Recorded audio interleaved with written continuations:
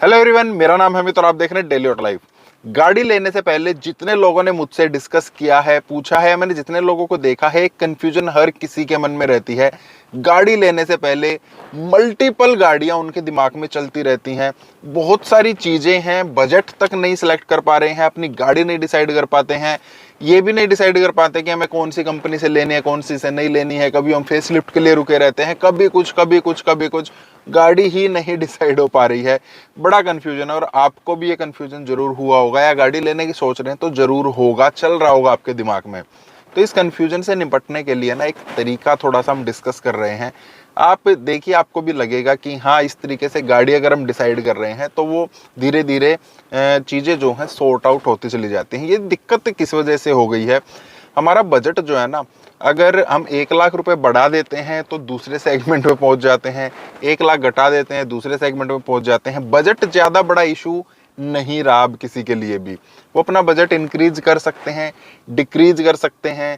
6 लाख से लेके 12 लाख रुपए तक का, मतलब इतना बड़ा बजट हो गया है। 10 लाख से लेके 15 लाख रुपए तक का, 15 से 20 लाख रुपए तक का, मतलब इस बीच में हम कोई भी गाड़ी ले सकते हैं। उसमें आ जाती हैं बहुत सारी गाड़ियां। अब वहीं पर वो कंफ्यूजन हो जाती है। तो जब सबसे बड़ा फैक्टर बजट है ना, तो आपको स्टार्ट बजट से ही करना है। 2 टाइप के लोग हो सकते हैं। एक जो बजट से शुरुआत करें, दूसरे वो हैं जिन्होंने अपना सेगमेंट चूज कर लिया है कि हमें इस सेगमेंट की गाड़ी लेनी है। उनके लिए बजट ज़्यादा प्रॉब्लम नहीं है, थोड़ा सा सॉर्ट आउट उनके लिए हो सकता है। अगर किसी ने सोच लिया है कि हमें हैचबैक गाड़ी लेनी है तो वो हैचबैक में जाएंगे। i20 ले सकता हूँ, बलेनो ले सकता हूँ, अल्ट्रोज ले सकता हूँ, फ्रोंक्स ले सकता हूँ, मेरे को इस टाइप की गाड़ी चाहिए, तो वो फिर भी थोड़ा सा सॉर्ट आउट है। लेकिन जो लोग बजट भी नहीं डिसाइड कर पा रहे हैं, तो आपको पहले बजट ही डिसाइड करना पड़ेगा। वो किस तरीके से करना है? आपको स्ट्रिक्ट होना पड़ेगा, खुद पर स्ट्रिक्ट होना पड़ेगा। मुझे इतने तक की गाड़ी ही चाहिए है। अगर आप 7 लाख रुपए तक अपना बजट, मतलब आपने कर दिया है कि मैं इतने तक ही गाड़ी लूंगा, तो आप 50,000 रुपये मार्जिन लेके चलेंगे। अगर आप 12 लाख रुपए तक की गाड़ी ले रहे हैं तो आप उसमें 1 लाख तक का मार्जिन लीजिए। मतलब 1 लाख कम की भी ले सकता हूँ, 1 लाख ज़्यादा की भी ले सकता हूँ। अगर आप 12 से 17-18 लाख रुपए तक के आसपास की गाड़ी ले रहे हैं तो आप अपना बजट 1.5 लाख के आसपास फ्लेक्सिबल रखिएगा। और अगर आप 20 लाख रुपए से ऊपर की ले रहे हैं, वहाँ पर ऑप्शन भी हमारे लिमिटेड हो जाते हैं, तो उसमें आपको ज़्यादा दिक्कत नहीं आएगी। तो उससे ऊपर मैं नहीं कह रहा हूँ आपको कितना बजट डिसाइड करना चाहिए। अब हम लेट से मान लेते हैं आपने अपना बजट 10 लाख रुपए स्ट्रिक्ट कर लिया है। अब आप 9 लाख से लेकर 11 लाख रुपए तक की ऑन रोड जो गाड़ियां हैं ना, वो देखिए। अब आपका दूसरा स्टेप आ गया है कि आपको किस टाइप की गाड़ी पसंद है। वहाँ पर आपको हैचबैक मिल जाएंगे जो टॉप वेरिएंट आ जाते हैं, आपको एसयूवी टाइप मिल जाएंगी, उनके भी टॉप वेरिएंट आपको मिल जाएंगे जिनको हम माइक्रो एसयूवी बोल देते हैं। फिर हमें नॉर्मल एसयूवी, जिनको मिनी एसयूवी बोल सकते हैं, नेक्सॉन ब्रेजा के सेगमेंट में हम पहुंच जाएंगे। वहाँ पर आपको इनके जो मीडियम वाले वेरिएंट है वो आपको मिल सकते हैं। तो अब आपको यहाँ पर फिर से अपना थोड़ा सा दिमाग बनाना पड़ेगा, फिर से स्ट्रिक्ट होना पड़ेगा कि मेरे को इस टाइप की गाड़ी चाहिए है। पहले आप टाइप पर जाइए, आप फीचर्स पर अभी मत जाइए, फीचर पर भी हम आएंगे, ठीक है। आपने डिसाइड कर लिया कि मेरे को इस टाइप की गाड़ी चाहिए है। अब आप चल पड़िए फीचर्स की तरफ। अब आपको देखना है फीचर आपको कौन से चाहिए हैं। ये आप फीचर को भी छोड़ दीजिए, फीचर से पहले हम चलते हैं फ्यूल की तरफ। फ्यूल भी बड़ा इंपॉर्टेंट फैक्टर है। बहुत लोगों के दिमाग में स्टार्टिंग से ही ये रहता है कि मुझे सीएनजी ही लेनी है। बहुत सारे लोग ये भी सोचते हैं कि मुझे पेट्रोल में ही लेनी है। अब दोनों में ना गड़बड़ हो जाती है। जिसका रन ज़्यादा है, ज़्यादा कितना उसकी बात कर रहे हैं, जिसका जरा रन ज़्यादा है उसको सीएनजी लेनी चाहिए, जिसका कम है उसको पेट्रोल लेनी चाहिए। अगर आप 700 किलोमीटर पर मंथ, काफ़ी सारे लोग हैं जिनकी गाड़ी से ज़्यादा नहीं चलती है। 700 किलोमीटर पर मंथ अगर आप सिटी में रहते हैं जहाँ पर ज़्यादा कंजस्टेड ट्रैफिक है, तो आप 700 किलोमीटर से कम में पेट्रोल लीजिए। 700 किलोमीटर से ज़्यादा चलती है तो आप सीएनजी की तरफ जाइए। ये उनके लिए है जो कंजस्टेड एरिया में रहते हैं, ट्रैफिक जैम ज़्यादा रहता है या स्लो ट्रैफिक वहाँ पर मूविंग रहता है। अगर आप 1000 किलोमीटर से कम चलाते हैं या 1000 किलोमीटर चलाते हैं और आप एक खुले एरिया में रहते हैं, या अगर आप ऐसी सिटी में भी रहते हैं जहाँ कंजस्टेड ट्रैफिक है लेकिन आपकी गाड़ी कंजस्टेड में नहीं चलेगी, अर्ली मॉर्निंग चलती है, लेट नाइट चलते हैं, मतलब आपकी गाड़ी ज़्यादा स्लो मूविंग ट्रैफिक में नहीं रहेगी, तो 1000 किलोमीटर तक आप पेट्रोल गाड़ी लीजिए। अगर उससे ज़्यादा आपकी गाड़ी चलती है तो आप फिर सीएनजी की तरफ जाइए। 1000 किलोमीटर से कम सीएनजी आप नहीं लेंगे फ्री फ्लोइंग ट्रैफिक के लिए।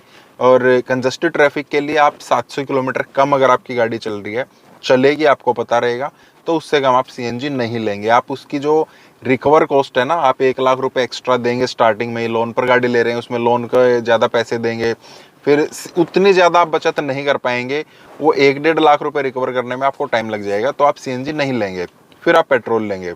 बहुत सारे लोग ये सोचते हैं डीजल लें क्या, तो 10 लाख से कम डीजल आती नहीं है, उससे ऊपर गाड़ियाँ आती हैं लिमिटेड है, और डीजल तो उसी को लेनी चाहिए जिसको गाड़ी बहुत ज़्यादा चलती है, उसके लिए डीजल ठीक है, या आपको डीजल का ही शौक है। अदरवाइज डीजल अब आप मत लीजिए, डीजल एक किस्म से आप ये मान लीजिए कि ये तो खत्म होने वाला फ्यूल है। ईवी के लिए भी सोच सकते हैं, हाइब्रिड के लिए भी सोच सकते हैं, इसके लिए एक सेपरेट वीडियो है, वो आपको डिस्क्रिप्शन में लिंक मिल जाएगा, या आप चैनल पर जाकर भी देख सकते हैं, वहाँ से आप डिसाइड कर पाएंगे।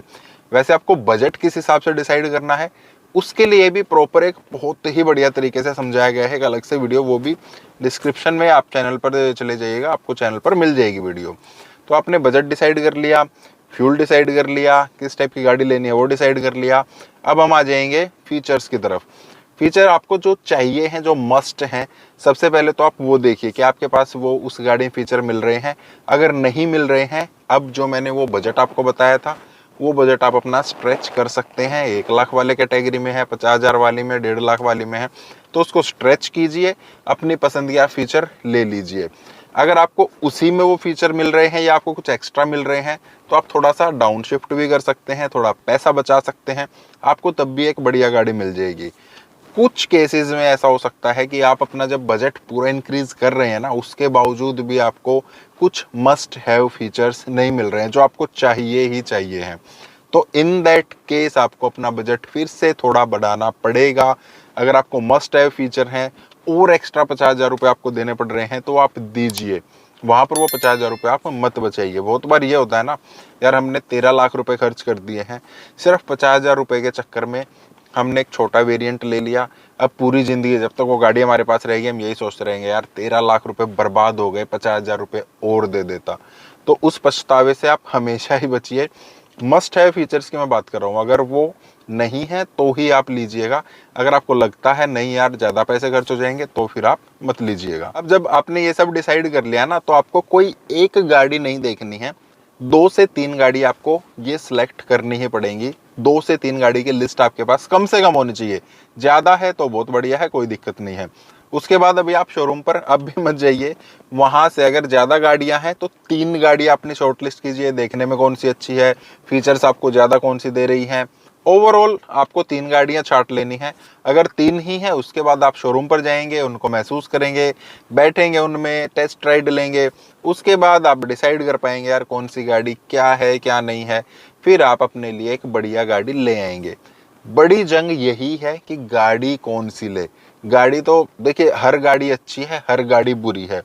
अगर आपने अपनी नीड के हिसाब से गाड़ी ले ली तो वो गाड़ी अच्छी है, अगर आपने अपनी नीड के हिसाब से गाड़ी नहीं ली फिर वो गाड़ी बुरी हो जाती है। कंपनीज बहुत रिसर्च एंड डेवलपमेंट करती हैं, कोई गाड़ी बुरी नहीं होती, आपके लिए वो हो सकती है क्योंकि आपको उसकी ज़रूरत नहीं थी और आप वो गाड़ी गलत ले आए हैं। तो गलत गाड़ी से बचने के लिए ये एक तरीका है। कुछ और अगर आपको लगता है कि तरीका हो सकता है, कुछ आप ऐड करना चाहिए इसमें, तो आप ऐड कर सकते हैं, कमेंट कर सकते हैं। बाकी इस टाइप की वीडियोज़ के लिए आपको इस वीडियो को लाइक करना, चैनल को सब्सक्राइब करना। मिलता है नेक्स्ट वीडियो में। Thank you, bye bye.